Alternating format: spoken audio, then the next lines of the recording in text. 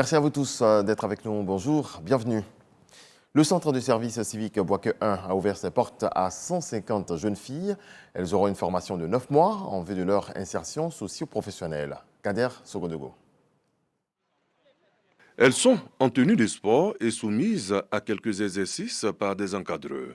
Elles sont au nombre de 150, toutes sélectionnées par le ministère de la Promotion de la Jeunesse, de l'Insertion professionnelle et du service civique pour intégrer le service civique d'action pour le développement, SCAD, qui se présente comme une solution à la problématique des jeunes filles en situation de vulnérabilité.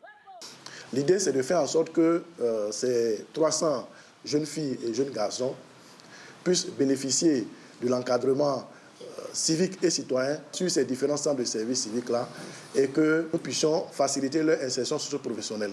Parce que l'objectif in fine que nous avons, c'est de faire en sorte de pouvoir autonomiser ces jeunes gens, c'est de pouvoir autonomiser ces jeunes filles. Des jeunes filles au centre civique de Boaké 1 qui saisissent cette autre opportunité offerte par le gouvernement. Je faisais la vente en ligne, j'étais dans l'entrepreneuriat. On m'a dit qu'on fait des formations ici. Moi, je souhaiterais être une pâtissière. 3 mois de formation initiale et 6 mois de stage sur le terrain avec au bout des aptitudes en esthétique, cosmétique, boulangerie-pâtisserie et en couture. Donc, durant ces 3 mois, ils séjourneront sur les différents centres de services civiques pour ces différents apprentissages. Et à la fin des 3 mois, ils auront 6 mois de stage pour parfaire ce qu'ils auront commencé à apprendre sur les différents centres de services civiques. Cette rentrée concerne également Bembresso, avec 150 garçons dans des domaines comme la mécanique, la maçonnerie et la sécurité.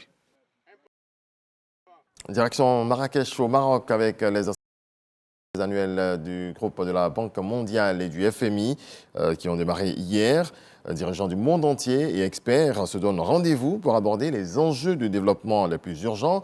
La Côte d'Ivoire représentée à ce rendez-vous donc avec le ministre de l'économie et des finances. Le reportage de Serge Coléa. 50 ans après Nairobi au Kenya, l'Afrique accueille les assemblées annuelles du FMI et du groupe de la Banque mondiale. Un acte de solidarité, mais surtout une solide confiance accordée par les institutions de Bretton Woods au royaume chérifien. 5e économie du continent africain, victime il y a un mois d'un séisme qui a fait plus de 3000 morts. Les enjeux de ces assises de l'économie et de la finance mondiale ont pour nom inclusion financière et digitale, développement durable, réforme des institutions financières internationales, entrepreneuriat et innovation. Le ministre de l'économie et des finances, Adama Coulibaly, conduit la délégation ivoirienne. À ses côtés, la ministre du plan et du développement, Nialé Kaba, et le ministre du budget et du portefeuille de l'État. À l'agenda des ministres ivoiriens pour cette première journée, une rencontre avec le vice-président senior de la JICA, l'agence japonaise de coopération internationale. Objectif, passer en revue les axes de coopération et les nouveaux projets en lien avec le PND 2021-2025. À ce jour, la JICA et la Côte d'Ivoire travaillent de concert dans le cadre de la réalisation d'infrastructures routières, notamment les 3 échangeurs sur le boulevard Mitterrand et l'échangeur de l'amitié ivoiro-japonaise au carrefour Solibra. Au cours des échanges, l'accélération du terminal céréalier en cours au port autonome d'Abidjan a été également évoquée. La délégation ivoirienne a ensuite eu une séance de travail avec le directeur du département Afrique du FMI. Nous avons évoqué notamment le suivi du programme économique et financier, dont la première revue a été conclue bien avant leur arrivée à Abidjan. Il y a eu des discussions avec les plus hautes autorités de la Côte d'Ivoire, notamment le Premier ministre et le Président de la République. Au cours de ces séances, il a été indiqué qu'il fallait, au-delà du programme régulier, le programme économique et financier, que la Côte d'Ivoire puisse accélérer avec le Fonds monétaire international la préparation d'un programme financé par le Fonds de résilience et de durabilité. Nous avons discuté avec M. Abbé Sélassié sur les modalités justement de mettre en place des équipes pour pouvoir préparer ce programme et demander à ce qu'ils puissent être mis en œuvre le plus rapidement possible avec 2 décaissements en 2024. Ces assemblées annuelles du FMI et du groupe de la Banque mondiale donnent l'opportunité d'initier des rencontres avec les hauts dirigeants des institutions de Bretton Woods sur les enjeux de développement de la Côte d'Ivoire. Un retour justement en Côte d'Ivoire, c'est une expression africaine qui illustre bien cette activité. Ils sont là pour allonger nos bras. Les livreurs nous apportent des articles nourriture achetés sur Internet et c'est à l'aide de motos que l'activité est effectuée. Cependant, tout ne se passe pas toujours comme prévu. On constate de nombreux cas d'accidents de livreurs et le nombre va croissant ces derniers mois. La rédaction de RT1 s'est penchée sur le sujet. Regardons avec Khalid Diomandé. La moto est encore en bas. Il a traîné ça depuis le stade là-bas jusqu'ici. La victime est sous bâche. En quittant sur la moto, étant en bas du camion, il y a un pneu qui a marché sur sa tête, ça a écrasé tout. La vie s'arrêtait ainsi brutalement pour Bro Valentin, livreur âgé de 34 ans, le 15 septembre 2023 sur le boulevard lagunaire du Plateau. Un décès qui porte à 6 le nombre de livreurs ayant trouvé la mort dans des accidents de la circulation cette année. Ces chiffres, avancés par la Fédération des acteurs de la livraison, mettent bien en évidence les risques liés à la pratique de cette activité en plein boom dans la capitale économique ivoirienne. Au quotidien, ces jeunes coursiers côtoient des milliers de véhicules en mouvement à Abidjan. Abidjan aussi, c'est pas facile de rouler au milieu des voitures. Quand on sort sur la voie là, c'est trop risqué. Quand il y a un accident, le propriétaire, lui, c'est sa moto avec sa recette qu'elle demande après. On n'est pas assuré. On n'est pas assuré. Donc nous-mêmes, là, on a été roulé là, notre vie est en danger. C'est Dieu qui nous protège, c'est tout. Sinon, il y a beaucoup de risques. Beaucoup de risques, mais visiblement loin de susciter la prudence et freiner l'incivisme chez certains livreurs. On les rencontre sur les grandes artères à vive allure, roulant à contresens. Parfois sans casque de protection, foulant aux pieds le respect du feu tricolore et donnant l'impression de faire une course contre la montre. Souvent, il y a des clients qui veulent les trucs rapidement, dans l'immédiat, quoi. Il faut aller vite, très vite. On a plusieurs communes à livrer. On a moins de temps. L'autre est dans l'autre commune, l'autre est là, il te presse. C'est une question de temps. Du coup, il faut la rapidité. C'est obligé de faire rapidement pour avoir plus de clients et avoir aussi plus d'argent pour pouvoir gérer ton propriétaire. Outre les manquements au code de la route, bon nombre de livreurs exercent sans permis de conduire, ni assurance, encore moins de vignettes, à l'instar de Moussa et Kader. Je n'ai pas encore de permis parce que je n'ai pas encore les moyens pour financer mon permis. Mais je me débrouille d'abord, si ça va, et je fais mon permis. Avant, quand tu avais une moto comme ça, peut-être on demandait assurance et vignette. Voilà. Mais maintenant, on demande assurance, vignette, carte grise. Et puis en tout cas, il y a plein de procédures. Donc on va essayer de voir le prix pour que tout le monde soit en règle. L'attitude affichée aujourd'hui par ces coursiers sur les routes abidjanaises fait l'objet de vives critiques. Les livreurs ne respectent jamais les feux. Tu es au feu rouge, tu t'arrêtes et ils viennent. Ils vous dépassent et puis ils s'en vont. Et c'est ça qui provoque beaucoup d'accidents. Souvent même, tu es là à rouler, mais ils viennent couper devant toi. Si tu ne freines pas, ou bien tu ne fais pas attention à eux, tu seras obligé de les prendre. Les livreurs, ils roulent très mal. Je ne veux pas gâter le travail de quelqu'un, mais ils roulent très mal. Même avant-hier, il y a un livreur qui a failli me faire renverser. Ils sont indisciplinés, je pense. Ils sont indisciplinés.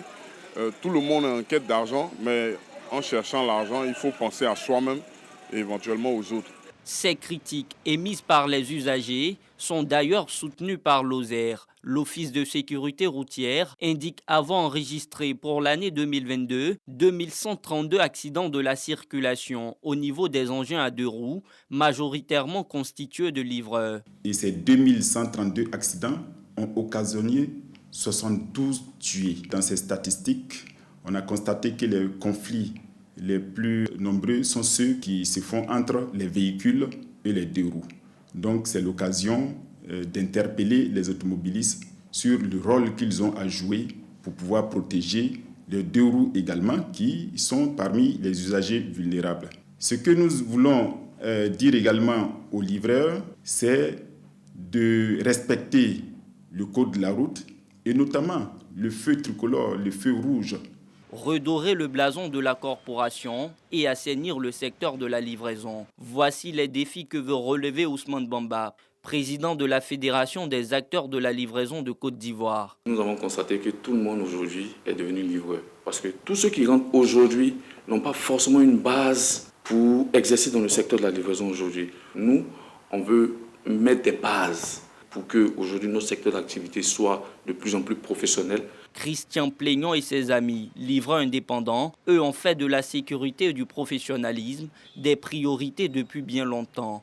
En plus d'être couverts par une assurance, ils sont vêtus quotidiennement de leurs armures pour parer à toute éventualité. Quand j'ai voulu exercer mon métier, j'ai d'abord jugé bon d'acheter le matériel qu'il faut pour ma sécurité. Par exemple, là, j'ai acheté tout ça avant de commencer mon travail. Et vraiment, ici en sécurité, ici à l'aise quand je travaille. Quand un client me voit comme ça, il est rassuré, ça fait un. Et deuxièmement, vu le professionnalisme, tout le sérieux que je mets dans mon travail, lui-même ça le plaît aussi. Et souvent, j'ai des pouvoirs juste pour ça. Simon veut lui également exercer le métier de la livraison dans les règles de l'art. Depuis 2 semaines, il vient suivre des cours dans cette moto-école avec pour finalité l'obtention d'un permis de conduire. La livraison, c'est un métier que j'aimais beaucoup. Raison pour laquelle je veux beaucoup apprendre sur la moto, voilà, pour mieux exercer. Il est important de connaître les codes de la route parce que ça évite beaucoup de choses. Le code de la route, il est universel, il appartient aussi aux usagers de véhicules à 2 roues. Ce n'est pas un code qui est spécifique aux autres usagers, mais c'est tout le monde, tous ceux qui sont usagers de la route ont besoin de cette documentation, ont besoin de ces connaissances pour pouvoir faciliter leur circulation dans la vie et puis aussi pour assurer aussi leur sécurité. La Fédération des acteurs de la livraison de Côte d'Ivoire estime à 3000 le nombre de jeunes évoluant dans le secteur. Des statistiques qui montrent l'intérêt autour de cette activité, une activité qui a plus que jamais besoin d'être encadrée afin d'éviter les dérives. En 2022, au total 12 livreurs ont perdu la vie dans des conditions déplorables. Il faut donc respecter le code de la route. Le sujet est de Khalil Diomandé. Dans le reste de l'actualité, l'Algérie suspend sa médiation au Niger.